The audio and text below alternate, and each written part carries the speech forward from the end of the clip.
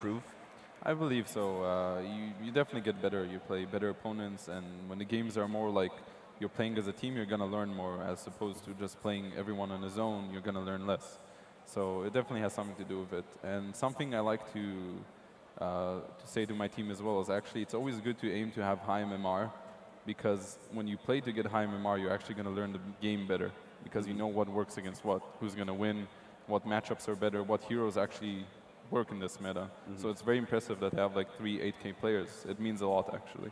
Yeah, I would say that 9 out of 10 things that you see in competitive play when there's a new introduction to heroes and so forth is something that has been discovered in playing solo queue games. Definitely, definitely. All right, well, let's get into our draft here for game number 1 of MVP Phoenix and Evil Geniuses. We're going to start off with a Bounty Hunter ban right away. This has been pretty consistent. Teams against MVP Phoenix try and consider taking away that dangerous Febby hero.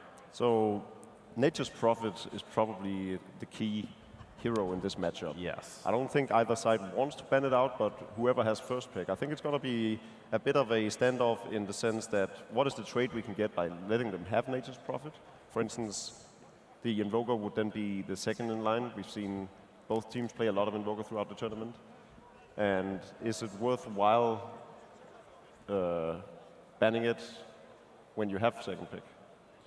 And right now, I feel like EG, like they have, it's two plans they're looking at. There's obviously if they want to first pick Prophet because they can play it as well, Universe plays a good Prophet, or they want to give it to MVP and play something against it.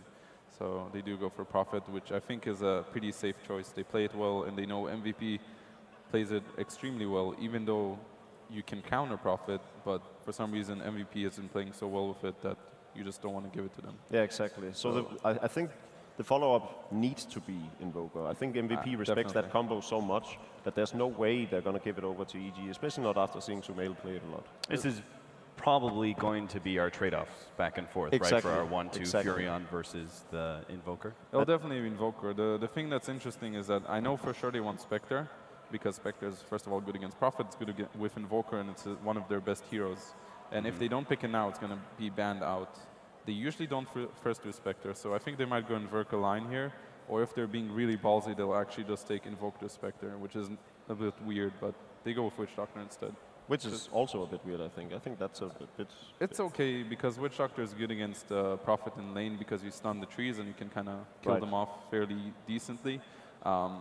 I'm not sure I like that so much. I think line is overall better for the overall game. Exactly. That's what I was thinking as well. He's also a threat to Nature's Prophet. As soon as he has that Blink Dagger, Lion makes you play much more defensively, and you wouldn't push as hard as you normally would, because he's just one of those heroes that out of nowhere will just stop you.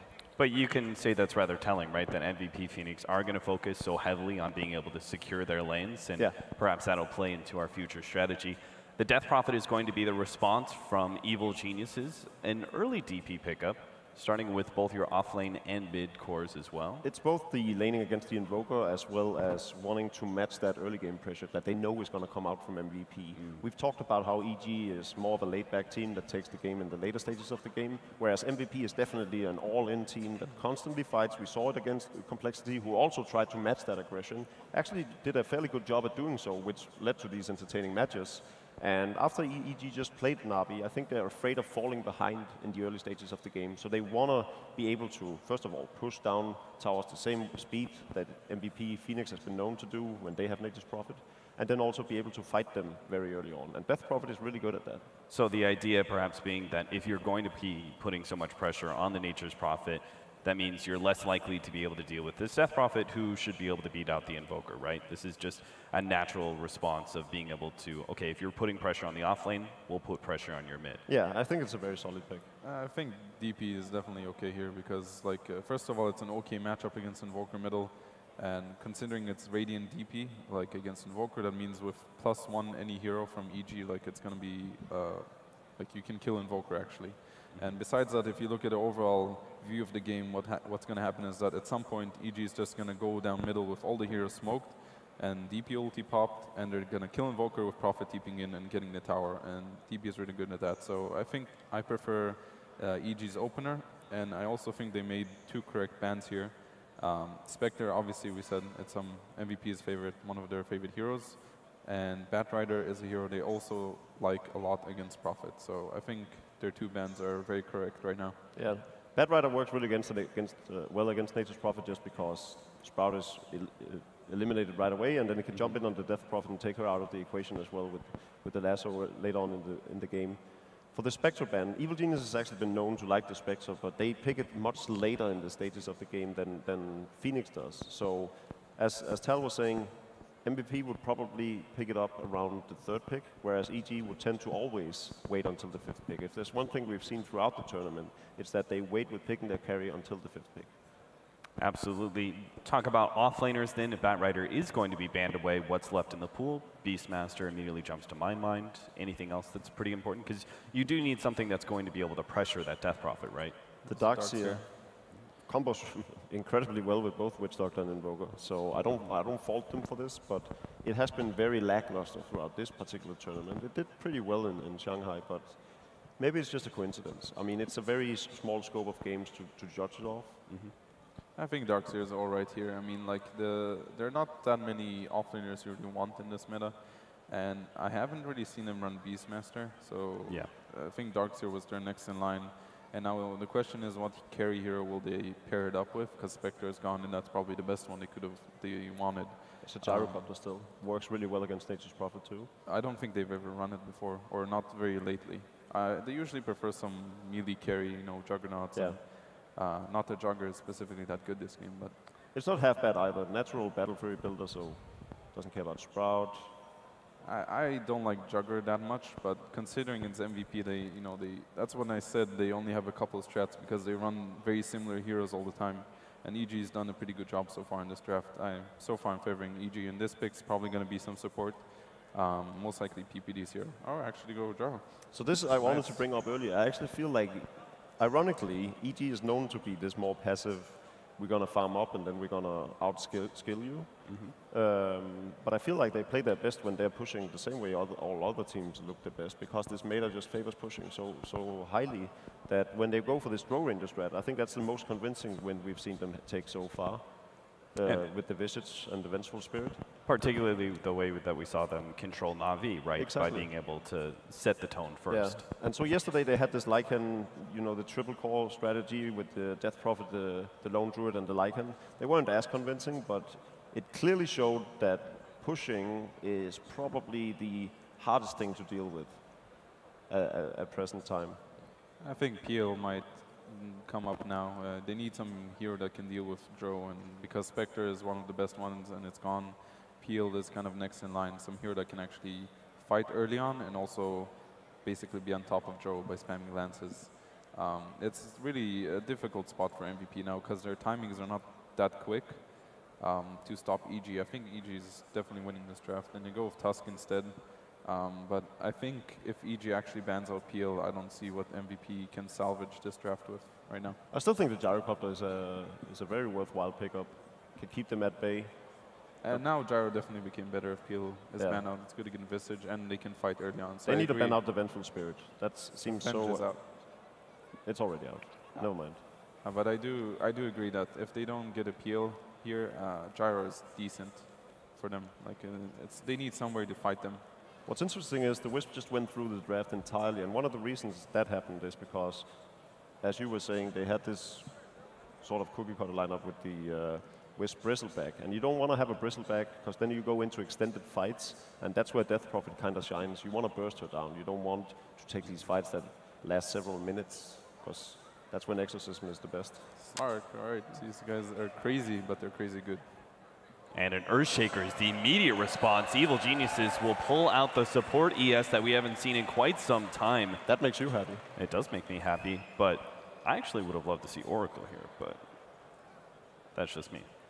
All right, Slark, yeah, you want to add on a little bit there? Crazy, but crazy I good? think they're crazy, but you know, they do what works for them. I don't necessarily agree with it. I think EG takes this one, but if EG loses one fight, Slark could definitely take over, so I think EG takes this one. Jacob, does Slark make you more of a believer? Not really. I'm with Fly on this one. I would have actually trusted it more if they had gone for the Gyrocopter. What Slark, we've seen this time and time again. In Shanghai, Slark was really good. In this tournament, not so much. Got shut down. Eternal Envy had a fully farmed Slark, died within seconds. they have a 5-on-5 combo, but if they don't execute that, they're gonna lose to all this pushing spread. There's no room for error, and these guys are a team that when they make an error, they just run at you again. But now they're suddenly cooldown dependent. So. All right, guys, game number 1 in this grand finals between Evil Geniuses and MVP Phoenix. To cast this will be the second best duo in Dota. That's going to be Toby1 and Blitz. Obviously, I'm an inferior model to Cap, but I am here to join the wonderful Blitz, casting this grand final, a full best of 5 between MVP as well as Evil Geniuses.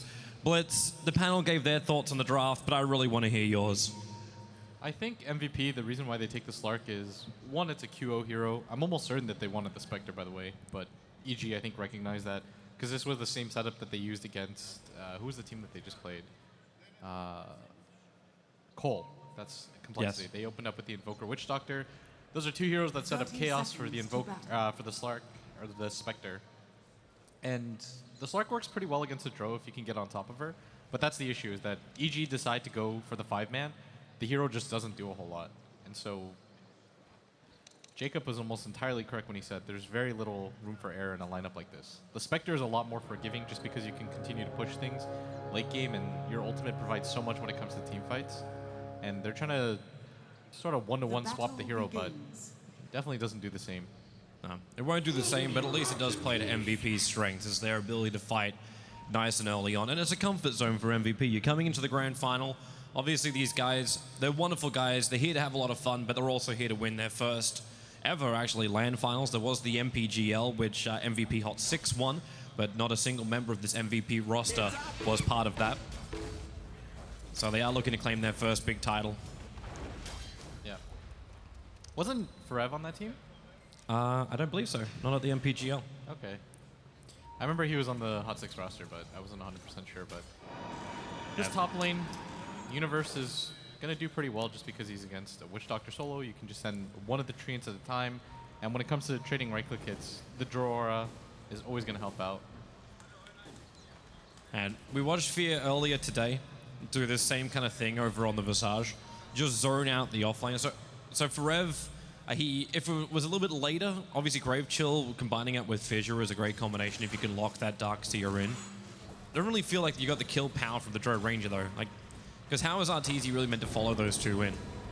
You can't really, and that's the strength of the Darkseer. It's just that he can continuously push in the lane, and if Arteezy starts to move forward, he can't really do too much to help out anyways to begin with. So he's just going to be able to CS these, and it's going to force Forev back though, because he did get quite low. And it looks like he wants to just go for this duel, the Centaur stack. What do you think about him getting this down shoot early on? Is it just so he can deal with the Visage? And is it worth the sacrifice of delaying your Soul Ring? You almost always go Style Shield, just so... Because Darkseer is a hero that you don't want to sack, is the biggest thing. Is you don't want to go to the jungle if you can help it. Being able to just double Ion Shell, force things out, is kind of the point of the hero. Look towards middle lane, Febby. He's got the shards available, and he doesn't get the block. Sumail just gets back far enough away. There was an EMP Tornado prepared for MP. That probably would have been a kill if he hit it, because then he would have just snowballed right on top. They've got enough damage. He can invoke the Cold Snap at the same time. And they might just make a move again shortly after. That's kind of what I'd anticipate, but this time PVD is set up in position for this one. Fear also rotated up even further. He realized that Forev was low and just trying to back out to farm up that small, easy little camp. Went on a hunt, but couldn't actually find him. Nice little hiding in the trees from Forev. So he has managed to find level 3 over on this Darkseer compared to almost level 3 on Prophet. But they're both being forced out of their lanes. And this is pretty cool just because the supports are both playing well enough. These are typically heroes that don't get easily zoned out, especially by solo supports. And now it's just kind of battle of, you know, Febby's going to try to rotate as much as he can mid to help out this Invoker. Because this Invoker, even without the Precision Aura, would struggle against the Death Prophet. The Spirit Siphon is the best spell when it comes to the one-on-one mid for just trading hits. Yeah, and you're seeing in the CS, 17-4 up against the 18-1. All MP can do is try and burn out that mana of Sumail. He actually tried to counter the Observer Ward as well, but unfortunately for him, that Dire Sentry is only barely out of range. But Febby will come in. The shards will fly, but there's no real initiation onto Sumail, especially now that his bottle has arrived. Yeah, and it looks like Febby is just trying to make something happen, but a lot of this just feels like a stalemate right now. EG's probably getting the better of it because they always have that Draw Aura to help them out. And that's going to kind of be the push that the Death Prophet needs to win this lane handily. So both of the two supports just sitting here doesn't really benefit anybody, and that's why Febi's going to go stack the jungle as much as he can. And I anticipate the Darkseer rotating. Like, as soon as he has struggle in the lane. Oh, middle lane. Universe going to TP himself over. The shards will actually push Universe a little bit close towards that tower, but not close enough. He takes damage. So the Invoker will be the first blood. There's no Spirit Siphons, or actually, well, no mana available for it right now on Sumail, so we can't force the issue any further. But the first successful rotation and also TP of the Nature's Prophet. Yeah, and that's the strength of the Nature's Prophet, is that you always have the numbers advantage. We were talking about how it was a 2-on-2 matchup in the mid lane. Well, a Nature's Prophet coming in with boots is going to tip that in your favor, especially with the Precision Aura. And that's kind of where it helps out the most, is you give free damage to everybody on your team. MVP instantly tried to respond with pressure into that tier 1 tower. Luckily for them, when that rotation happened, they had a catapult with them, so the damage towards this tier 1 tower has actually been quite substantial, almost bringing it down to half of its life. But poor Febi, like, there's very few times, like, we've been seeing its great VS play in the semi-finals earlier. But for that Tusker, he's just slightly out of position when the gank came. Yeah, that Earthshaker support, you rarely see it just because it's not as active. It's not the best defensive hero to begin with, but when it comes to defending your mid hero, it's one of the best in the game. And when you're playing against things like Invoker, if you can fissure block off, it's one of the better ways to deal with them. And I kind of like that pick. It feels like an adjustment from what they've seen before so far in this tournament. And we've already seen how effective it is. Nobody wants to go on this Death Prophet mid just because they're afraid that PPD is going to be there. But they find a better target. So a smoke move from Dubu as well as Febi. Oh, this would They're coming down to bottom lane. But at the same time as Universe TPs to go for the Darkseer, he bags himself outside of the Sprout, and with the Surge, he's back towards the tier 1 tower. With the Fairy Fire, he'll actually survive from the support. It's rotated in. Can they find enough damage onto Fear? Maybe with the Paralyzing Cast, they can have a crack over at Arteezy. It's the extra Iron Shell being thrown out, but okay, yep, they do actually kill off Drow Ranger and MP. What a time to rotate on that Invoker. Not only picking up the Drow Ranger, but also the Nature's Prophet. MVP, 2 core kills. Yeah, and typically that's going to be a rotation that you see pretty frequently, where they're going to make the move into the enemy safe lane, and especially with the Drow Ranger there, one of the easier targets in the game to kill. No surprise whatsoever. MVP, they did mask that pretty well though, going for that smoke. Universe probably didn't expect it. I think he thought that they were going to go for the tower at top, and MP making that rotation was definitely the most surprising part for EG. He just hit that perfect timing. EG tried to also, again, push back, get something in trade for what they were losing on the bottom lane. So the Exorcism was expended by Sumail, and the mid tower's taken considerable damage. The Slark, not really great at pushing down buildings, and even cleaning the waves this early on, it also wasn't as effective. Yeah, I do like the fact that the Death Prophet is in this game, just because MVP have shown that predilection to keep going for the smoke dual ganks, and whenever MP goes missing, that's when Sumail can take advantage of this, and Death Prophet is not a hero you just want to ignore. Dubu's coming up. Darkseer preps the Iron Shell, tries to close the distance between himself and Drow Ranger, and now, well, PPD gets the first turn over on Febi. The Sigil will rise. But Dubu was TPing out, so maybe they weren't really ready to face up against that many players of Evil Geniuses. Yeah, I think this is a good back out, and Sumail has a TP plus the Arcane Rune available. I think it's not really worth it for them to stay in this lane anymore. He's going to get gone on mid, but this is a fake move. It's just meant to annoy him. Yeah, it burns the mana, or at least keeps his bottle dry. He'll pick up another rune in probably 50 seconds, so he'll be fine. This is the EG movement as well that is to be expected. Arteezy, very early on, it's actually like the EG Classic. Get the early Morbid Mass, push the core into the jungle, and this will allow Fear to get that quick level 6. Yeah, we saw how effective it was in the series against Na'Vi when he was able to just get farmed. And this is kind of the one variation of this, I guess, because most of the time, EG, they almost exclusively make Fear play that roaming role, and he almost gets nothing on the map. But this time around, they're going to kind of split the farm between the Drow and Visage. And the main reason you do this, Toby, it's not even just because of the ultimate, but it's because Drow is such a squishy core that you can't really protect, that you don't want to put all your eggs in just that basket. You want to make sure that somebody else is divvied up, and it's like you're playing against 2.5 cores. I always have the words of Fear in the back of my mind for a Drow Ranger. as long as she's alive and has the aura on the field, that's all he really cares about. It's an enabling hero, and that's how people should start to look at her, and less is just a straight-up carry. Dubu's trying to have a crack over a Fear. They don't actually have Malediction, so the chance of this working is low until they have that. Fear failing on the TP out, and Forev trying to stay in close. Grave Shield giving the extra movement speed. Universe going to TP down as well. Arteezy's arrived to the fight too, but Fear down to 13 HP. He'll survive in the Sprout, locking in Forev. He cannot escape himself out of this one. PBD's not even manages to catch out Dubu, but he's back into the safety of his own Tier 1 tower. The exorcism was already triggered from Sumail that helped him to bring down the Tier 1 tower, and then they just walked it to the bottom lane where they'll now look to take out their second Tier 1 tower in the space of 30 seconds. Yeah, they got way too over-aggressive there. They have to anticipate that Universe is always going to be there. With the drums and the level 6 from Arteezy, he actually deals quite a bit in the right-click department, and the Darkseer is getting a little bit desperate for what he's shooting for. I think Forev should just go back to the jungle, try to pick up some farm. There's like a single stack for him, and that's not great, but still a lot of stuff that he can clear before he has to rotate down. It's funny to see his build as well. Like, he's starting the Buckler and then going into the Soul Ring directly after. Yeah, it's pretty surprising. I think he just went for it, figuring it'd be good against the high armor, and he was going back pretty frequently anyways, but you're right, it is pretty different. Another smoke move by MVP. They really want to try and keep killing off Arteezy.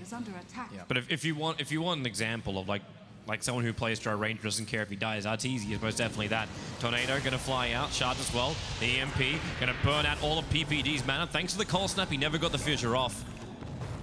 So a nice little movement there for a kill over on the captain of Evil Geniuses. Yeah. The best thing right now that MVP are doing is that they're shifting a lot of the focus on the bottom half of the map, which is what you're almost always going to do just because it's the Radiant safe lane, but it's allowing QO to get a lot of this free farm. And they did lose their mid tower for it, but QO's still getting a lot. He's got the Midas up, and this is the kind of start that you want from a Slark. The other two lanes were doing somewhat okay. The Darkseer probably died more than they would have liked at this point, but... Okay, this is the question mark. Does QO want to come and join the rest of his team? Because that fortification's gone, and EG look for PPD's fissure for control. If he has the angle here. The Tornado's going to fly up with the EMP. So Death Prophet, he gets the ulti off. The Shards try and block out Sumail. Unsuccessful at doing so on the Familiars. MP, well, he's going to TP out. There's no stun near it. He's out to safety, but the Familiars catch Febby as well as Dubu. Paralyzing cast will bounce around. They've already lost the Tuskar, and that Spirit Siphon going onto the back of the Witch Doctor. It will not reach him to do the last bit of damage, however. But you will still take the Tier 1 tower. That could have actually been a hell of a lot worse for MVP. Yeah, losing the tower there, it's going to happen against a Drow plus anything. But losing your Tusk, he's only level 5, so it doesn't cost them too much. And they're going to use the EMP Tornado combo just to try to hold things off. And this was the combination that they used earlier, using the Quaspex Invoker to try to buy time for this Slark. Keeping your towers alive, though, Toby, is the biggest thing in this kind of strategy. You want to make sure that it takes EG everything to be able to push down Tier 1s and Tier 2s. They probably lost both the mid one and the bottom one sooner than they would have liked. And I think this is going to prompt QO to most likely get out of this top area after he clears the jungle and the lane once or twice more. Because the rotation is probably going to come in. It's like, how long do you have to wait for this rotation? How long does it take for QO to reach an item where he feels comfortable that he would be strong enough to fight up against EG? You kind of just have to pick and choose your battles. Most likely you just grab a TP, which he has already, and see what's going on around the map. And everybody from EG not really showing except the Drow Ranger, of course, who doesn't really provide anything by hiding on the map anyways. But MVP, once again... Here we go. A 3-man snowball in. 3 times. They can just go in. Oh, this is going to be a solo snowball for in on Drow Ranger. She's got no mana to speak of anyway, and the fact the control's too good. He should die from the fall of the Tornado. And this now means that MVP can take their first Tier 1 tower of the game as well. Yeah, those, again, they're just focusing all the attention on the bottom half of the map. QO's been completely untouched this game, well ahead of net worth versus the Drow Ranger, and this is the kind of start that MVP wanted. They just need QO to pay off. Like, if you put this much resources into him, when he has an impact, it's got to be good. Yeah, at this rate, he's going to. Like, he's just getting a little bit too much out of the map right now. They're moving up. Like, they're moving a lot of heroes up to this top lane. As, well, QO just pounces himself away to safety. MP's going to arrive on the back of an Invis rune, so Evil Geniuses. Like, you look for that detection, and they do not have any with them. Okay, yeah, they do. They actually have two charges of dust over on PPD. but he'll probably want to be using that for the Ghost Walk. Now, EMP Tornado.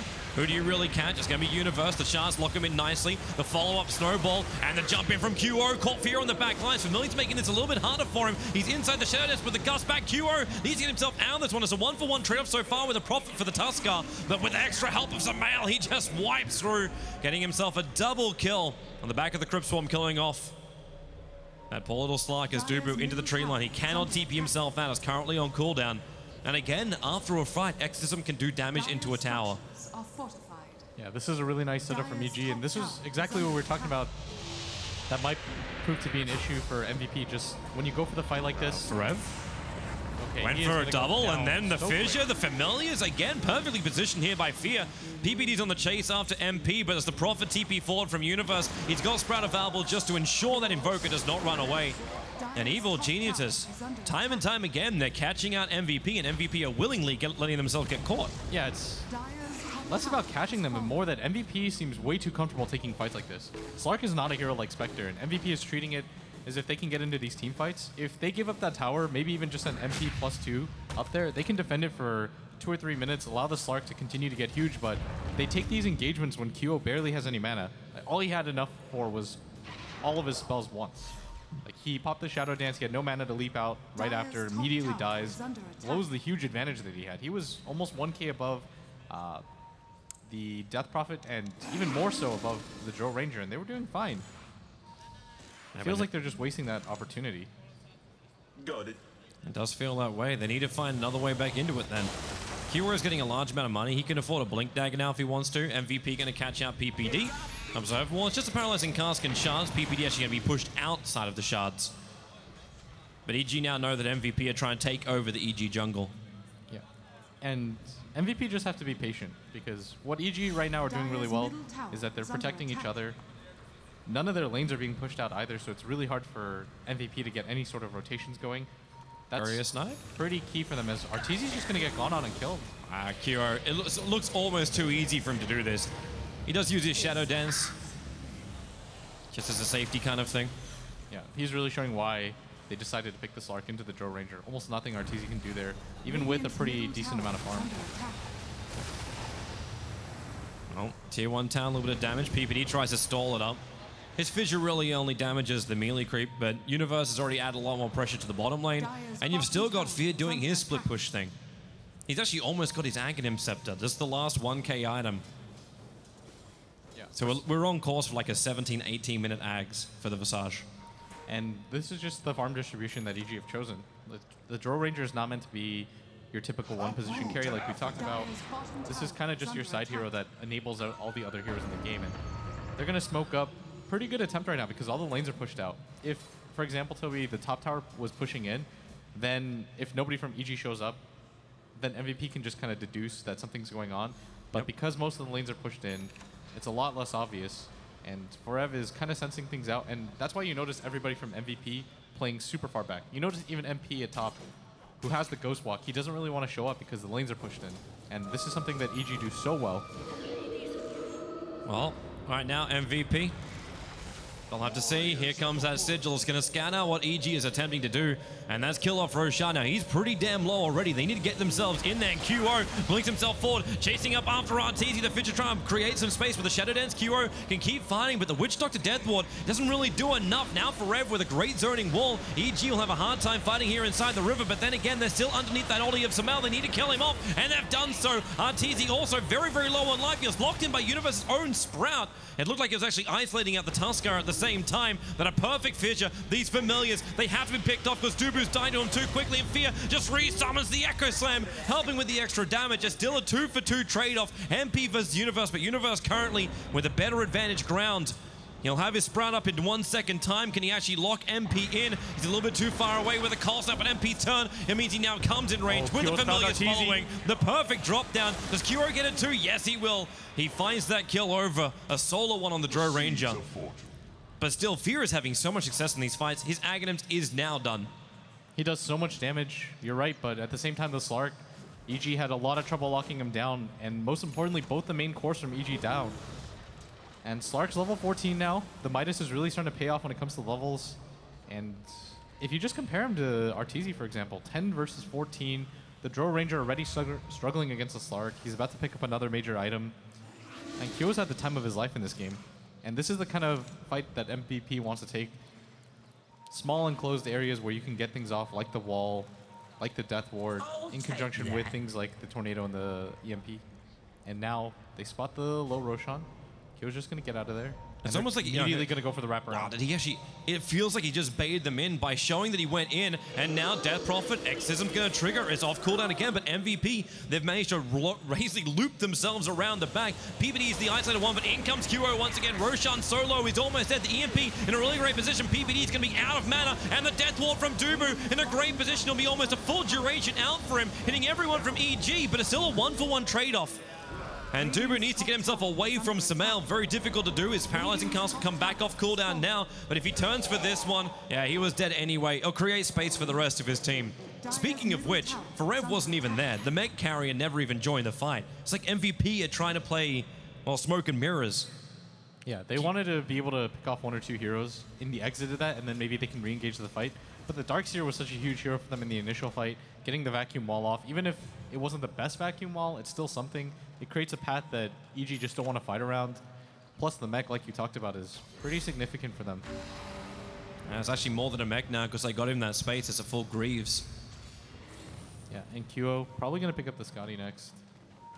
Definitely needs it. Maybe even decides to go for the Manta if he's afraid of the 2 silences. Would it be worthwhile getting a BKB as well? The primary reason I'm thinking is just those familiars are going to cause a world of hurt on him. Or is it better just to get the bigger stats? I mean, even with the BKB, the familiars are going to hurt him, but it's more just, you probably just go for stat-based items, get BKB at the very least as the one after that. Mm-hmm.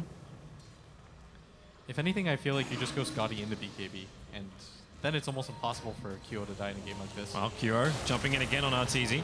Now pounds himself away at safety. PPD was waiting for him with the fissure. Forev was able to actually get his Greaves up, but QO, the vac, the wall on the 4. PPD caught in that one, and QO will go down with extra TP arriving in from the Nature's Prophet. But the revenge was the fact that every single person of EG was cloned, and they turned on the captain of EG. Yeah, those illusions actually hit quite hard. But EG are going to go for the push immediately after. They do have the Exorcism up in just 15 short seconds. MVP, they should already begin to split the map because the mid defense just isn't possible. MP is going to lay down the Tornado EMP. That's actually really nice against Arteezy. He dropped really 28 HP. Even if that just burned the Aegis, that would still be worth it. Yeah, they're going to get this mid tower though. It's really hard for them to fight without their vacuum wall, and especially without their Slark. EG even going to commit the Exorcism to this one. Interesting they do that when you've still got familiars and the Drow Aura is up. Arteezy just bailed. He doesn't need to be part of this anyway. Yeah, you don't want to waste the Aegis. There's still timer on it. EG is going to just get out, recircle, and they're doing fine right now because for some reason Kyo just kind of keeps running into them as a group. Like, there's almost no reason for him to make these risky maneuvers. If he had the Tornado EMP to back him up right there, I would have said that would have been a fantastic move by Forev and Kyo, but instead, he kind of just travels in by himself, and he can't afford to die like that, especially. But that's been the way Kyo has been playing for a long time, right? Like, he's always been that very, very hyper-aggressive player. Yeah, he's pretty volatile, even from the beginning. In they see Universe. This could be a really good pick. He's got a TP scroll available. Forev needs to get there right now, and Vac Universe, he's out just in the nick of time. Both Tornado as well as Vacuum going to miss.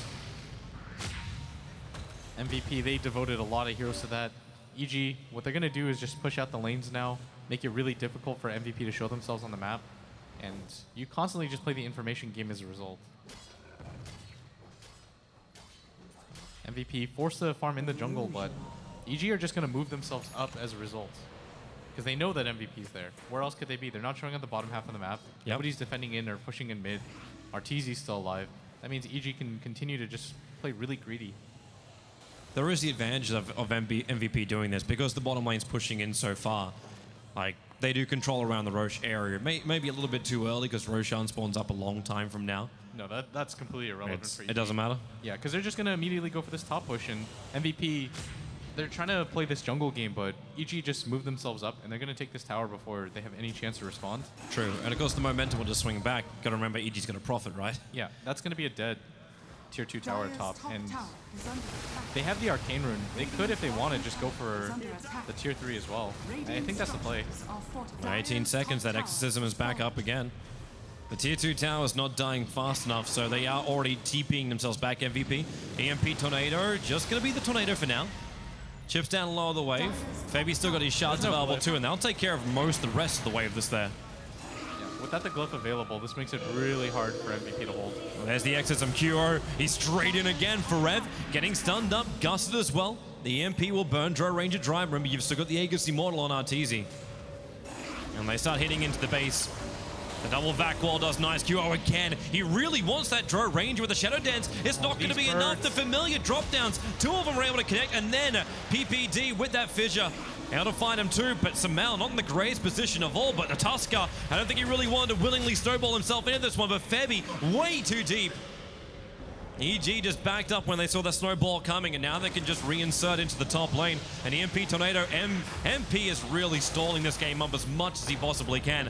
QO again potentially caught out. Spirit Siphon and Silence. He can't just pounce himself away. The Vac and now paralyzing Cask means Samal is in a little bit too deep himself, and then just keeps bouncing onto him. EG having a hard time getting out of this one. QO forward and then bounces back, but PPD in with the Echo Slam.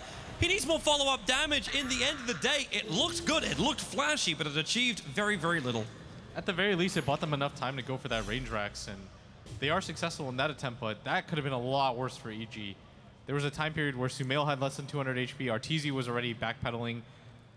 EG, they walk away with the Rax, and they don't lose too much as a result of it, but QO continues to get farmed. He's going to have the Scotty before the next fight. I don't know how much that changes because I really feel like he needs the BKB. Oh, he's got that, but there's two Mystic Staffs that were also just purchased. One to finish up that Octarine core on the Death Prophet, and the other one's headed over to Fear. Fear, has the Aghanim Scepter. Previously, he went for the Shiva's Guard as his next major item, but they're coming to fight him. As, looks like already the Drow Ranger picked up by QO. Silenced again. This pounce, like he just goes into Shadow Dance, pounces forward onto PPD. He's still going to get stunned up, but now with the Death Ward, the paralyzing cast, EG, your eyes on PPD will drop. You do lose the Witch Doctor, but it's a 2-for-1 trade-off here, MVP, and it looks like they're going to get the rest of their calls out safely. Yeah, you had to commit the Exorcism to as EG. MVP are going to be incredibly satisfied with this because they want these mini engagements. Oh, QO. He's bouncing after Fear. He didn't get the leash offs. Now he's trapped. No Quelling Blade on QO, but the Force Staff is there from MP to push him outside of that Sprout. With the Ghost down, this is a fight that MVP wants to take. They have to get something out of this timing. No Echo Slam on PPD either. This is going to be pretty good for them as maybe they can even push into this top lane, but Universe is already going to... QO, great catch. Finding Samal, he needs a little bit more help right now. He's still got 18 Essence shifted, and Forever will help him finish the job. The quick run forward, and that's a minute without Samal's buyback. I don't know if they can really force much more, considering Nature's Prophet's already added a lot of pressure on the top lane, and they still want to defend that melee. They can at least grab tier 2 because of that grab. Definitely okay for MVP so far. They lose the Courier, but they do get the tier 2 tower as a result, and all those mini pickoffs, they begin to add up, Toby. You've got the Invoker who has the Achanims now, slowly starting to pick up levels at the same time. The one concern right now for MVP is that EG as a whole is getting a lot of farm. That Death Prophet still has quite a lot. The Nature's Prophet is in a similar situation. I guess the downside for EG is that Arteezy is so paper in a game like this. But that's also just the role of the Drow Ranger. Like, you almost push, and you can see it in the net worth, where Fear actually becomes that core again. Yep. The Visage big, tanky kind of thing. You're already seeing the Birds doing more than enough damage to make up for it. All Arteezy has to do is stay alive. I suppose that is the downside about it, being paper and all. Yeah, once QO decides to go for a BKB, it's almost going to require Hex. Is Febby going to break the smoke? He actually breaks the smoke. Do they have detection? They have Dust available, but Febby, TP's out in the tree line. They see it. The Fissure, he's on the other side. Currently silenced. He's got Snowball available, but with Crypt Swarm, they do catch him out. That was a little bit too far. You know, the really sad thing is, too, if that Courier didn't get sniped, he would have had his Blink Dagger and would have been able to escape from that. Yeah. Now there's more trouble for Dubu. They've got to worry about the warding. Like, they're being watched too closely. Dubu, Malediction over on Universe with the paralyzing cast. He doesn't get a long duration off on that Death Wall, but Universe still dropping fairly decently. QO would love to have a crack at this, but his Blink's on cooldown. He'll also get fidgeted up by PPD, revealing yet another ward. Unfortunately, the ping which came out was a little bit too far north. And it's also not going to matter. Roshan's going to go again the way here of Evil Genius as the Sunstrike. It sees it, but it can't stop it. And I would really like EG to be able to get something out of the high ground attempts with this one, because MVP, they still have a really strong, formidable late game, Toby. The Darkseer wall vacuum is really good at holding high ground. Kyo still has a lot of farm right now, 2.9k, despite all the objectives taken by EG. Still the highest net worth in the game, and that's really a big cause for concern for EG, because once again, once he grabs that BKB, things are going to be really difficult. Yeah, it's just not as explosive as like you hear, like we saw earlier with like Zven, where MVP did something very similar, where you made so much space for QO and he came in and just turned so much of the fight. But you are right, that combination from MVP is still damn good. And with double force staffs, they can play the range game against EG. Yeah, it's just going to be really hard for EG to save anybody once he has that BKB. Once he gets on top of the target, it's going to be pretty much just having to wait out the BKB. PPD is going to go for the pause, but... Hopefully nothing too serious. Yeah, he does have the Blink Dagger. PPD, yeah. Yeah, this Death Prophet is also really tanky. She's got the Yule Scepter, the Octarine Core, the Ghost Scepter is quite good against MVP's lineup if you notice. There's very little burst damage when it comes to nukes, especially since that's a Quaswex Invoker. Once he picks up some levels, it might kind of hurt things, but nobody's getting a Diffusal anytime soon. MVP, like this is... Coming into this series, especially after we saw the initial draft, I was very concerned about the pushing from EG. The fact they've lost that top range Rax isn't really that much of a surprise. The fact they haven't lost more is a credit to MVP's like scrappy fighting. I just love the way they move across the map. I think the one issue right now is that if they decide they don't really have the best heroes to push out, I guess Kyo kind of has to fulfill that role, but for example, somebody has to push out bottom or somebody there, but Universe is almost always just going to be pushing the lane back, and EG is almost certainly going to know where MVP is at all times. All right, so we're back and started up again, so welcome back after the quick pause. And they go for the smoke because they know they're in the jungle. Well, they're going to find someone. It's going to be Dubu. The familiar smoke breaks first. He kites himself around the top of the tree line, so they don't perfectly get the initiation off. Now PPD. The Observer Ward is down, so they did see Dubu run to the west side. For Rev, they actually catch Universe out of position. Not with that Sprout, actually pushing QO away. Giving them some room to move. Kuro wants to go in again, jumping forward with that BKB. This time it's a guaranteed kill over on PPD. He moves to Arteezy as well. There's no leash for another 2 seconds. He's got the pounce up in a moment, and there it is, jumping on top of Arteezy. Take away that bonus as well as the Aegis Immortal, but the Exorcism is up and doing some serious work here for Samel. He'll have the buyback coming in from the Darkseer. Febby with a snowball, the TP out. He'll have the time. Familiars won't get the stuns off, and Kuro back into the engagement. You've got the Deafening Blast pushing back Fear in the back into a big wall, catching up 4 players from EG. You've still got Samael doing too much damage. They'll isolate him on the side. Thanks to that ice wall, actually does absolutely nothing. He's on the back of a haste rune. Finally, they'll send him up into the air and bring him down, and QO wants to find him. The Exorcism was about to wear off, but QO, he finds the kill, but on bottom lane, Universe doing radish kind of things. He's going after the range racks only. They will not get the melee out of this. In fact, it looks like they won't even be able to finish off the range racks. But a big fight for MVP. Yeah, if you're MVP, you've got to be incredibly satisfied with that fight. The downside is your base is almost completely exposed. That mid tower is like the last bastion of defense for them. And they are getting quite a lot out of all these engagements. Q's already built himself up to 1,800 gold. MP got his level 16 out of that as well, but you would really like it if you could start getting some objectives out of this. Like the next Roshan is going to be pretty crucial for them. And they're going to run into Arteezy here. Oh, QO missing on the pounce. That leash could have meant so much for him, the fissure. Well, it goes out, and now they'll snowball forward with QO, really wanting to get that kill on Arteezy. The Sunstrike arrives from MP. They've got him down for 55 seconds. There's no buyback available, and also MVP have been doing a really good job of hunting down these Visage Familiars. If they get rid of this one, there's no more for another minute. Yeah, MP at bottom is trying to isolate out that Nature's Prophet if he can, but unfortunately, Universe is a little bit too wily. And he is going to go for the Hex, by the way. Does Universe know MP? He's not going to see him.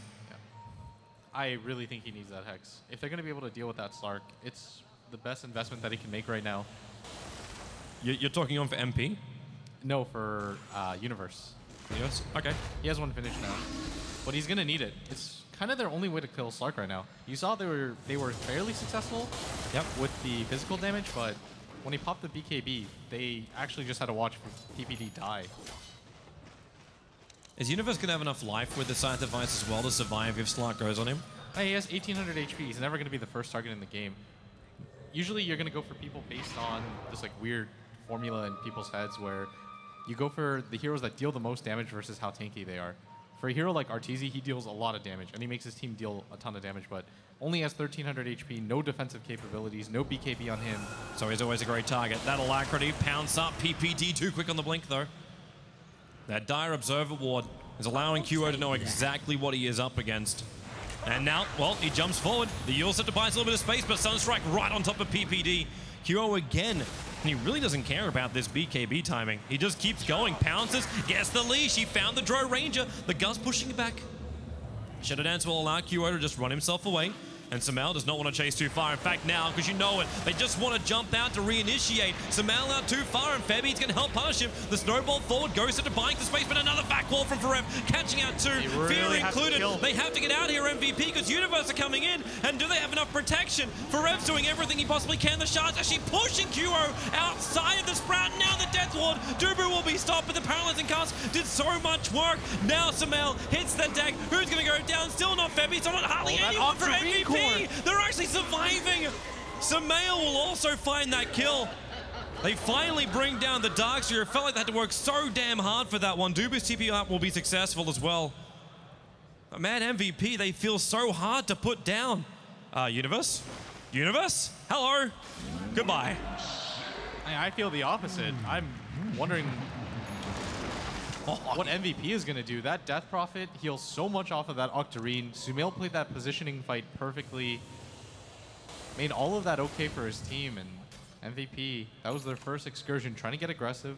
Is that the point when MVP should be backing out instead? Because they initiate when the exorcism goes. Yeah, part of then you've got to get yourself out, right? Part of the issue is that Sumail was low, and they had a really good angle for the vacuum wall. So they got baited in this idea that they could burst down the Death Prophet, but she healed everything with the Exorcism. She just kept channeling the Spirit Siphons. She has two different ways to survive against MVP's lineup. The Sunstrike barely doesn't clip her. What if you just start removing a damage then? I'm trying to actually think about exactly what you can try and combo here. I think the play is for QO to get some sort of disable on his own, maybe even a Basher, or pick up the Diffusal Blade just to deal with the Ghost Scepter. Because she effectively has, like, how long is that? For like 6.5 seconds of just being able to survive in the air. Not really much they can do when she pops the Ghost Scepter, and then the Yule's right after that. That's more than enough time for her Ghost. So you just keep her on the ground with something like Bash her into Abyssal? Yeah, I think that's not a bad idea here. I think the Diffusal Blade is not as good of an item, just because the Abyssal Blade would work so well against EG's lineup. You could always try the Swindles approach, Silver Edge kind of style. Stop the damage of the Exorcism, or reduce it at least. I'm not as big a fan of that in this game. Well, EG going to smoke up. PPD with his Echo Slam back off cooldown. Teasy's probably the most exposed player of all. Yeah. But MVP is still back on their farming. You start to realize why Universe decided to go for the Ags in this game, whereas most Nature's Prophets MVP. They smoke up as well. They're coming down. The Death Prophet's going to be revealed. Febby with the instant punch. Can they get the control? No. PPD with the Echo Slam. Dubu's going to die before this fight even begins. And Universe on the backlines. QO is trapped inside the tree line. He can't get back out again. It's a death pit to the snowball. That'll give him the space to Shadow Dance away to safety. But Febby has to sacrifice himself for the greater good. And yes, QO is able to escape out.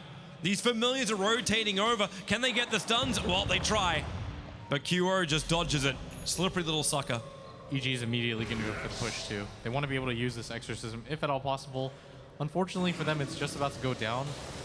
Good news for them though is that they can at least try to force the issue. The mid tower is so low to be being taken down, and EG, all it really takes is one fight for them, or even enough of a distraction for Universe to be able to mega creep this. Or even just look to the bottom lane. Look for Fear to take out that bottom racks. The second that creep wave penetrates the mid, these familiars just rotate over and you turn the aura on. Top lane, Forev. Yule's up. Universe going to join it. Forev needs a little bit of help here. And with a 4-staff, he's almost away. There's a secondary one. He will get out to safety. But the middle lane is being attacked. And these familiars, Rats with wings right now. Invisibility. If you're going to get spotted out, and Kyo decides to go for the moon shards just for the extra DPS, but I really think MVP, it's really hard right now. The reason why is a lot of people might just say, why don't they just go for some to play, like push out the lanes? The issue is that when Universe uses his ultimate, the creep wave pushes in, right? What has to happen is somebody from MVP has to go deal with it. That means they have one isolated target at all times. And so whenever they do decide to go for moves like this, it almost always just leads to a 4v5 fight or MVP playing from behind. Somebody has to go deal with the top lane, meaning if EG kind of focus on this bottom lane, that they're always going to have the advantage in numbers. This is a nice way for QO to do it. The BKB mean the Gus doesn't push him back. And that is no RTZ for a full minute. Keep your eyes on that bottom lane as well. The Dire Observer from MVP. They knew exactly where PPD and Universe was. He'll go for the Sprout, but he's still perfectly visible. They'll flip him like a pancake. And EG will lose 3 heroes in very quick concession. And that's the kind of plays that they need to make, where they take advantage of the fact that EG is trying to set up for them. By being able to kill RTZ, they know at that point they've got the numbers advantage. And QO, he's really trying to put this game on his back. He's looking for all of these individual pickoffs, Toby, because he knows that his team has to play defensively. And whenever he has the one-on-one fight right now, like he did against RTZ, that's what he's looking for, trying to isolate out heroes, create this pseudo-pressure on the map by himself. As they make more and more space with QO, MP's actually getting a lot more out of this game as well. Like we saw the Samel catch up Invoker after being completely shut down for the first 10 minutes in the semi-final. MP starting to give me that same kind of feeling as the Octarine core gets completed 38 minutes in. This Roshan, it will belong to MVP. EG are just too far away to reach it in time. Yeah, this should go on. I think you just drop the phase boots if you're MP. Kyo can take the cheese if he wants. So much depends on these two cores. That's kind of the downside of MVP's lineup, Toby, is they rely so heavily on the Slark and the Invoker, whereas everybody from EG is continuing to scale.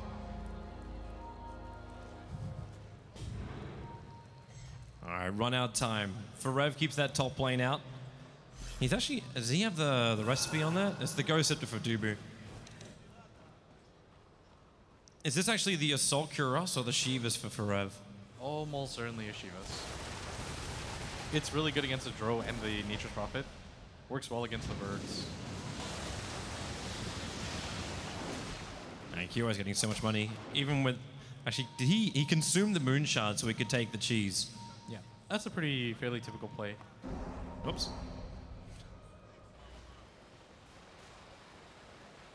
All right, smoke movement now from MVP. Who are they going to find though? PPD's pretty well hidden in the tree line. This time they don't have the Dire Observer ward just sitting on the hillside, but QO, well, they find a target. The pounds will be a little bit off. They're going after Fear. Samel's been able with that paralyzing cast, isolating these two heroes. PPD with a fissure at least keeps Dubu out. He won't be able to find that kill. QO is the first one to spill the blood, and again, this Darkseer vac wall causing chaos, and Universe barely escapes. The snowball is still forward, and now the Death Prophet. They will test and see if they can get through him. That bloody Ghost Scepter with a Yule Scepter right behind it. They just can't deal the damage, but QO now he can. A double kill for him, bringing down the big one, bringing down Samael. And that's a big killing spree to be ended. Universe immediately leaves that top lane, decides, okay, not much that can be done here. Barely gets up at the skin of his teeth, immediately goes to the split push. And even with the wand fight, MVP, because of that Aghanim's Nature's Prophet, they can't really turn this into anything. They want to be able to go for towers, and they should be able to pick up PPD here, but there's no external objectives that I feel like they can go for in time. MP, there it is, as you said. Cold Snap, EMP, shots to fly out, PPD, chance of survival, absolutely none. Slark will actually find that pick off himself. That's now 10 kills for QO.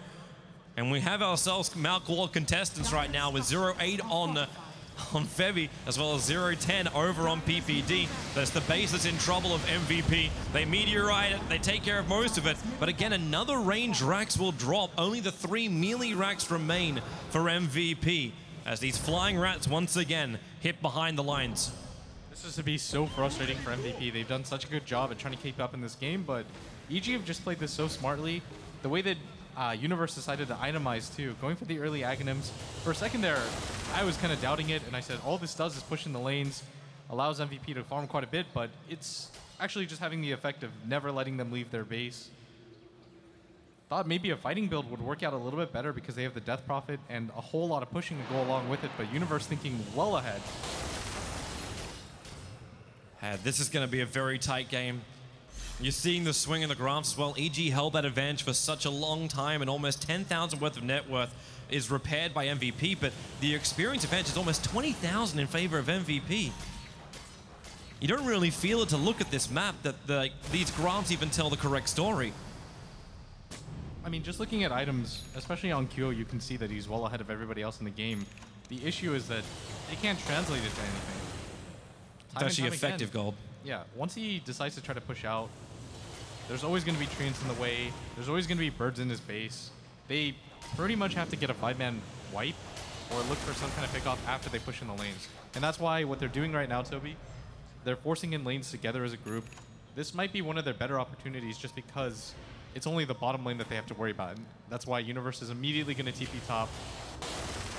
And it might be just time for them to play the guessing game. Look for whatever heroes you can on the sides, place aggressive wards, and allow Kyo to kind of just do his own thing. At some point, I think EG is going to catch on and start to send like 2 or 3 heroes to 1 hero. Yep. But before this moment, Kyo really has to make a lot of this work. Well, Kyo has the Abyssal Blade now, so he can go for these solo pickoffs. If he can find him, and then, well, goodbye Universe. He did his job up on top lane and now goes back into his farming. The Dire Observer just around the corner is probably going to scout him out. He's a little bit too far away. And even then, like, he keeps making more and more treants thanks to this Aghanim Scepter, which keeps the lanes being pushed out and a chance for these 2 familiars, which have been sitting up here for the last minute or two, waiting just to chip away at this melee ranks. I say chip away. They can actually take it if MVP don't realize what's going on. All of these creeps just kind of pushing into mid. And if you notice Arteezy's build, he's not going for anything fighting. And I really like this. I think he understands the point of the game right now. If he's getting all the items that give him the max amount of agi that he can possibly get for cheap, and he's making it so that the birds do his dirty work. And this is the kind of play that you have to have. If he goes for the BKB, all Kyo has to do is jump on top of him with the Abyssal Blade. He's going to go down anyways. Yeah. So Arteezy realizes, let's just make the birds the focal point of this offense that we have and allow Universe to do his thing, shove in the lanes as much as he can. I really want to see how much damage these guys do. Answer, crap ton. Forev can't attack him fast enough to get rid of him, however, which is a bit of an issue for him. Yeah. He needs a little bit more help. They're coming back, but Fear's going to resummon anyway. He only loses one of them, but he does the damage, and it forced every single player of MVP to come home. They have all their melee barracks left standing, so the situation isn't completely bad. And sooner or later, they can probably just look for a pickoff on Universe, force him to use the buyback, and maybe even just try to go for the high ground. But this push by Kyo at bottom, he's going to run into the ward, spots it out. Everybody from MVP at this point should double back. Well, they have to know about it themselves. Universe is actually starting his push up on top lane. That MVP, on that tier 2 tower, they're actually battling through the backdoor regeneration. Again, this Aghanim Scepter or whatever it is. It's not even the Aghanim Scepter's treants, so they're just the basic treants that forced out that lane. Means MVP cannot take the tower objective. Yeah, they're just getting desperate on the map right now. Going for a tier 2 push on a tower that has the backdoor regen takes them all too long. It makes EG feel more comfortable. And EG, the name of the game is frustrating. Oh, hello. QO? Okay. I thought for a moment you'd try and commit to that one, but you could have just thrown out the Abyssal Blade and had a crack at it. Now this top lane, PPD, jump in, Echo Slam for Rev. He's real damn tanky, and he's still got the Greaves as well as the protection. Will it be enough? There's your Greaves. He's also got that Crimson Guard triggered off. Shiva's up in 1 second time. Universe keeps the control up, and they will find the kill on Forev. And again, that's what we were talking about. Whenever somebody decides to go for the split push, MVP, they were all inside the EG jungle. Eventually, EG is going to bring 2 or 3 heroes to get kills. And that's exactly what happened. The Birds MP really wants these. There's no resummon available either. Yeah, this is actually a really good pickoff. That's why it looks like they're committing so hard for them. But MVP, they got to get a little bit smarter about this. Anytime they show that Darkseer top going for the solo push-in waves, I think if you just commit 1 hero behind him, you saw how difficult it was for an Echo Slam plus the Hex to be able to lock him down. He still almost survived. Imagine if you just have the Tusk or the Witch Doctor there. Maybe you can even go for the turnaround. Well, initiation from MP. There's no real follow-up to this, especially with PPD right behind him. Fear's feeling very tanky and very survivable. The split push is going to get even faster now with a full Mjolnir. Got it. Here comes MVP again. The top lane, no. You can't stop the split push momentum, but this you can kill off. QO, this time you'll actually commit, actually not even the Abyssal Blade. It was just a basic bash. Lark will take it. And it's a godlike streak now for QO. 11-2-7. Roshan's about 30, maybe 40 seconds away from spawn time. Oh, he's gonna nab the courier. Oh, not again. Is this now the third time that Dire Courier has died? I think it's the second, but Universe is... And he is annoying them, and PVD is going to go down too. I think this is going to be MVP's time to go for it right now. They realize they're incredibly strong. If they get into a straight 5-on-5 fight, I think MVP just wins.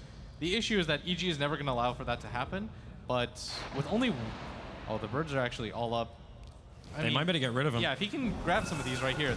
Oh, they drop down.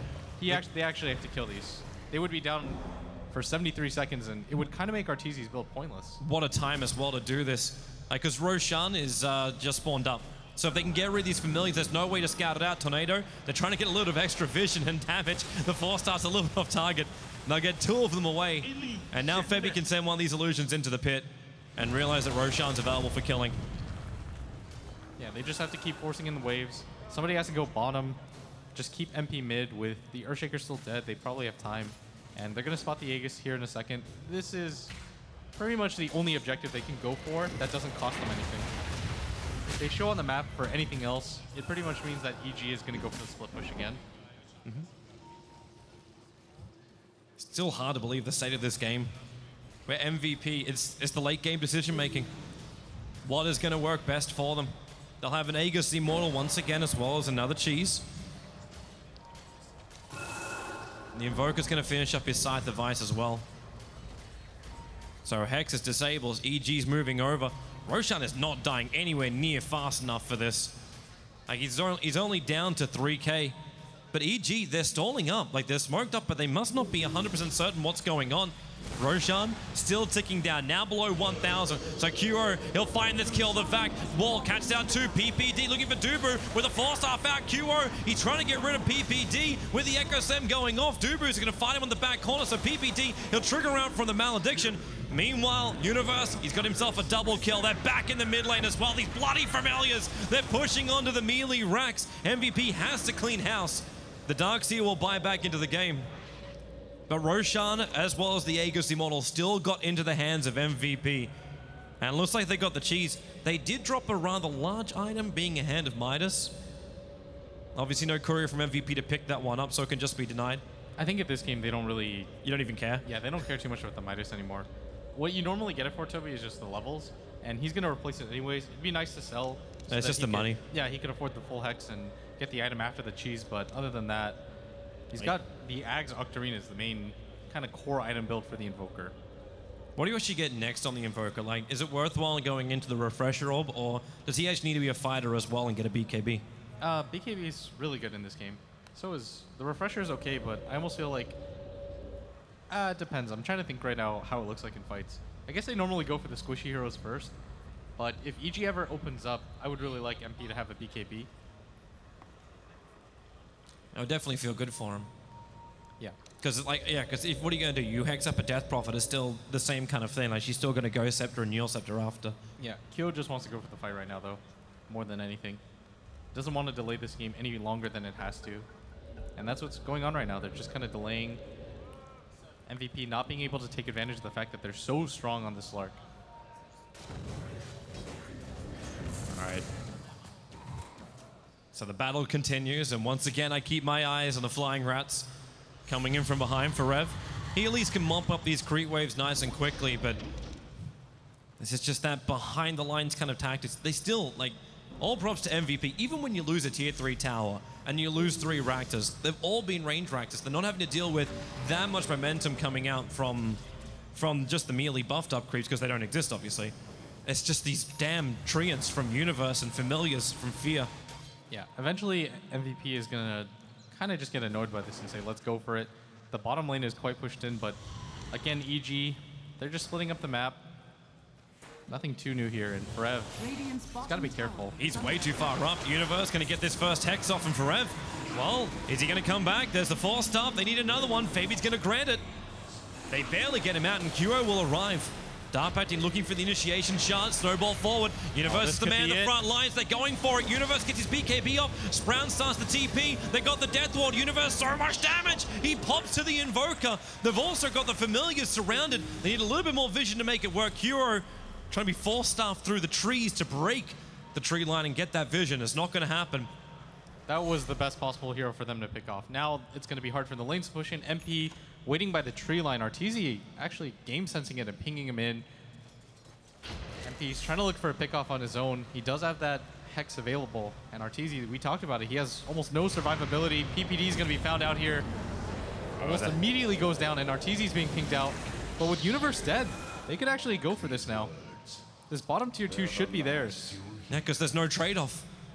Like, there's no big side lane push. These Familiars aren't doing enough. Forev keeps that top lane pushed in, which is where the Familiars are. And MP and Fabi are ready to go. No buyback on the Earthshaker. They may not get through into the racks, however. Like, you can at least take out this tier 2 tower. I don't know if they've got enough time to really take more than the tier 3 or do some level of damage to the tier 3. I think you take some damage. And the reason for that is because if the Nature's Prophet is this close to respawning, he's not going to go for the buyback. And that gives you like a timing window of about 10 seconds to hit it. Yep. So as soon as they walk up here, they're going to pop the glyph, but there's almost no chance that either of them go for the buyback, even if the Earthshaker had it. Even glyph going down means they can... Oh, hello, Kuro. I know you like to be like big aggression. There's your fortification, and Kuro 4-star him out. Or do they keep going? The Wrath of Nature goes through. That's a lot of treants to deal with. The Tornado flies out, and Kuro... That's the Hex wasted too. And quick pounce out. And EG, they're really just battening down the hatches. The funny thing is too, Forev's not even there. Forev's back in the middle lane, adding more pressure while Kuro is just doing this solo. He's like baiting out any kind of ability he possibly can. I'm wondering if he's even trying to bait out PPD's Echo. I think what's really happening right now is they're just going for the slow siege. Oh, really great catch. They caught Arteezy on the sidelines. Kuro's there. He bounced back in. The Sunstrike again from MP. The perfect position. Kuro just wants the tower. He's still got the Aegis the Immortal. Forev caught in the back lines by Fear, but then again, Fear doesn't have enough damage to really kill off Forev. They're 4-staffing out here, MVP. The chance to block the ramp. EG, they cannot chase. Kuro's just going to wait out the silence, look for the re-engage as the Ghosts, once they clear, they're in such a rough position. I think Nature's Prophet. In he comes. Exorcism still got like another 5 to 10 seconds or so. The shards again blocking the ramp. EG, they're separated. 2 heroes and 3. The Death Prophet, now the Exorcism, it is gone. It will wear out. There's no more damage from Akuro. Needs that space to try and regenerate himself up away from the rest of EG. They're gonna go able to do so, and there's the pounce. They found Arteezy again on the back of the leash. Arteezy will be controlled. There's no Abyssal Blade charge. Remember the Aegis. The Immortal Kuro wants to commit with the snowball. They're able to do so. Fear with a fresh resummon. They'll flip him again with that Walrus Punch, and Fear will go down. The Familiars try to make as much space as possible, but EG, they've lost so many players, but again, Universe threatening the top lane. Who from MVP has to come back and deal this one? It looks like it'll be MP. The Invoker will be the defense man. The buyback comes out from the Visage, but that melee ranks on bottom lane, it will be forfeit. And there's actually 54 minutes in. You've lost so many lanes of racks, but it's the first melee one to drop. Aegis is gone from Kuro. He has to be very defensive now. Get the hell out of there and repair your base. Really, really patient by MVP. They played this so well. They finally looked for their one opportunity, which came on the back of being able to finally push out the lanes, killing Universe. They seized their chance, and it leads to a full set of racks and the buybacks. MVP, with the lanes pushed in, they're going to go for this again. Yeah. MP is going to push out one more wave, probably go for the TP. Now they just got the refresher. He's going to have the refresh boots of travel as well to be able to deal with this. And it looks like they want to set up at top. This time around, though, they don't have the Aegis, so they have to be considerably more careful. That is true, but you got a double hex. Kuro jumps in. He's actually sending an item out to himself, so he's assuming this siege is going to last a while. He's actually picking up the Monkey King bar, so that Solar Crest of fear is no longer going to stop QO from inflicting damage. He just keeps going and going. Why not when you've got easy regeneration outside the vision of EG? They drop down the meatball over on top of Sumail, and the Echo Slam out from PPD, catching 3. The snowball is there for a quick protection of PPD. Ghost Scepter will protect him for the moment. Sumail, he triggers off the exorcism, but he's already fairly low, and QO with a back. They've got him! 2 heroes down. This could be it right now. Again, they're in. The buyback will come out from Sumail. Universe is on the front lines. He's down as well. The Monkey King bar, he'll fly out at the moment for Rev. Well, they're all just backing up again. MVP, they haven't lost anyone. And look at QO's regeneration rate. He's ready to go again. They've got to be so careful, though. Universe does have the buyback available, but MVP, they smell blood. They're immediately going to go for this. With no glyph available, look how quickly QO just cuts through that. All it would take is one initiation. The 3-man back into a huge snowball stun. There it is! MVP! They are going to see if they can bring down the Death Prophet as well. MP's there, doing as much damage. Sumail will dodge it. Universe is actually doing a lot of revenge damage into that Darkseer. Dubu, the protection's out, but Forever and Febby have already been lost. Dubu as well. Universe pumping out a crap ton of damage, but QO, he's back into the fight, and Universe life is now forfeit, as well as his mid-racks. What can really even be traded off right now? The Death Prophet's alive, but there's no exorcism. The bottom lane's been held at bay, so is the top lane. You got 2 lanes of Raktus. The only thing that stops MVP from taking this game is the fact there's still a tier 2 tower up on top. That's 100 seconds, though. I feel like MVP could go for this. With 40 seconds and EG, they still don't have a glyph for another 32 seconds, and it was only Sumail available, but MVP, they're going to be satisfied with that alone. EG, they have a little bit of room to breathe, but look at this money. The amount of gold. A fresh BKB from MP. 47 minutes in. They've got so much money. We've cracked the 500 CS over on the Invoker, almost the same for the Slark. Is the gold per minute also through the roof? 703. They're equal on gold per minute, both QO as well as MP. They're running out of item slots. They can't carry this many items. It's almost worth keeping Necro Books and Couriers on the side lanes just to trigger them before they start the fight. Yeah, you could just get Moon Shards on pretty much everybody, even the ones that don't necessarily need it, like the Invoker, but MP in that one fight, Toby, being able to go for the double Chaos Meteor Deafening Blast in the middle of everybody completely turns that fight around. EG, not usually a team that gets beat this late, but they're just getting outmaneuvered by MVP right now. MVP have not lost a rack since they've opened up their base. They've been so patient about this, choosing when to strike. QO completely slick-slotted, 6,300 gold on him. MVP, their 2 main cores have buybacks and Boots of Travel number 2. They're just going to go for this. Any sort of core pick-off for them means the game. EG will just almost instantly lose. Yeah. And MVP have got so many ways to keep their cores alive, even with like an extra Lotus Orb flying in at the moment. Like any kind of stuns you do get can instantly be like taken off by Forev himself. He is the ultimate support right now on their PPD. He just goes on QO, the BKB. It gets off in time. He initiates. He finds that easy. Man, he gets mobbed with a double kill. This could be the game right now. Ferez back to the front lines. They need Sumail to do some serious lifting right now, but a back wall again for Forev. Too good. Febby's all over him, and that will be the death of the Death Prophet. Even with the Yules up, he's actually got Ghost Scepter as well. MP taking a lot of damage from this. Universe locked inside this ice wall. Febby back in, and now QO also re-engaged. It's going to be a team wipe. MVP, they have managed to do it and take game 1 in this grand final against Evil Geniuses. It's a full best of 5, so it's definitely not over yet, Blitz. I cannot believe that MVP won this game. They were so patient with everything that they did. And this is a completely different team than one that EG destroyed at Shanghai. At that, I talked to QO. He said, that kind of broke our confidence, but they come swinging in game 1. Unbelievable. And MVP Phoenix, you learn a lesson if you haven't learned it yet. Never doubt the Koreans. They're looking absolutely amazing, but they've got to keep going. This is only game number 1, and it is a full best of 5.